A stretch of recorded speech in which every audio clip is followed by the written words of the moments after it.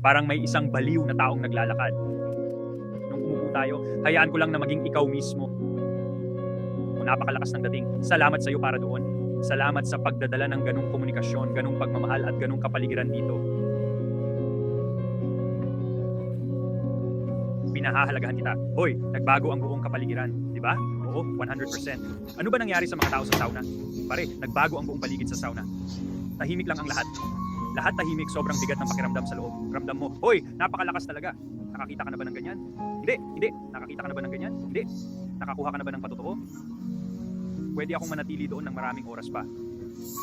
Totoo yan. Hoy, naramdaman mo ba yun? May enerhiyang pumasok lang ngayon. Pare, 100% gumaling na ang balikat ko. Bagong-bago.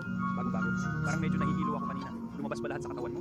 Lumabas na lahat. At pagkatapos, bagong panahon ng tagumpay, isang panahon ng tagumpay. Hoy, nasa labas na tayo? Nasa labas tayo.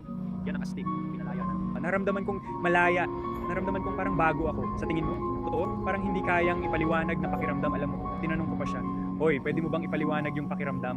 Sabi niya. Hindi, ito ay lampas sa mga salitang pantao, no? Oo. Tapos dinala mo si nanay para gumaling at si mama naging katuparan ng salita ko. Tingnan mo ang balikat at leeg mo ngayon. Kaya, yan ang ginagawa ko sa buong mundo. Yan ang ginagawa ko sa buong mundo. Ang luka talaga niyan. Nakakabaliw. Oo. Yan 2.5 taon na ang nakalipas. At inalis iyon ng Diyos at gusto kong makinig ka, ito ay galing sa itaas. At inalis ito ng Diyos. At ang Diyos, 100% batumpak sa bawat bahagi ng buhay mo. Oo, snap, tol, sa ulo, ganyan nagsimula. Hoy, 100% tumpak ba ito ngayon? Ikaw, susunod. Hoy, pare, baliw siya. Grabe ang loka niya. Tama ka. 100% totoo yan. 100%, hoy. 100% kapatid. Hoy, lahat ng tao biglang tumigil. Hoy, pumasok sila sa kapaligiran ng nilikha ng Diyos, no? Hoy, kasi walang umalis, no? Walang umalis, lahat ay naroon. Nakakabaliw. Walang gustong umalis. Hindi ko gusto, parang gusto ko pa at pa. Pag-ibig yan. At di mo kailangang pumunta sa simbahan, pre. Totoo ang Diyos, siya'y buhay para sa pamilya mo. Grabe, pre. Sobrang loko. Saan mo nalaman yan? Sa Diyos mismo, no? Saan mo nalaman yan?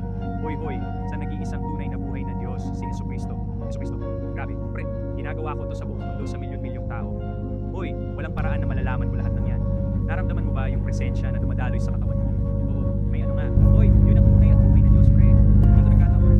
Hindi to swerte, pare. Oo, gusto ko yung mga tattoo mo, pero ako, alam mo, puno rin ako nito. Oo, pero, masigit pa doon, syempre.